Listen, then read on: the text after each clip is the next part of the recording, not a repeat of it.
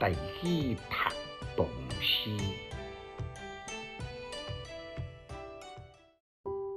送魏万之境，作者李颀。条文游子唱离歌，昨夜微霜初渡河。红颜不堪千里平，浑山红是曲中歌。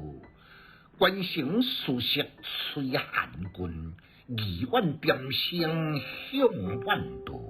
目见长安行路处，空灵岁月已蹉跎。简介：诗题魏万就是作者的好朋友，之经对进京的意思。此地就是要送好友魏万来进京。头一年就用师傅惯用的倒装句，大声讲今早，再来讲昨昏。今早曙光乍现，就看到好朋友魏万装束完毕，准备要来离家进京。不再用昨暗拄到落霜，进京必须要渡河过江的寒冷来衬托送别之情，也表明呢，这个时阵是深秋消息的冷清。红颜不堪千里平，浑山红是曲中歌。第二年少不生情，以红颜的习性，春天北归，秋归南去，来往匆匆，就敢若像离乡的游子飘忽不定的行踪。伊种嘹丽叫声，使人离愁寸断。此去浑山万里，前途茫茫，毋知什么时阵才会当来重逢呢？关城素色吹寒君，二万点声响万道。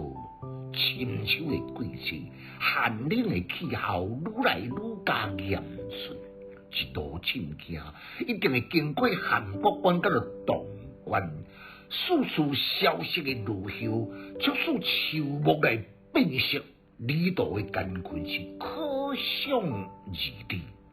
这字吹呢，用得奇妙无比，本来是看袂到的寒气，使树木落后变色。这个吹呢，反客为主，用树木的变色，甲将寒气来吹出来，确实非常的神灵。到京城，早一定会听到队山的点声，披起披落，这拢是伫丁条到边塞将军的亲临来赶随同意。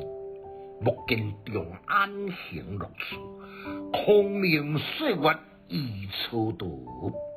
本年呢，是以至高的情义，义重心重，顿顿相告。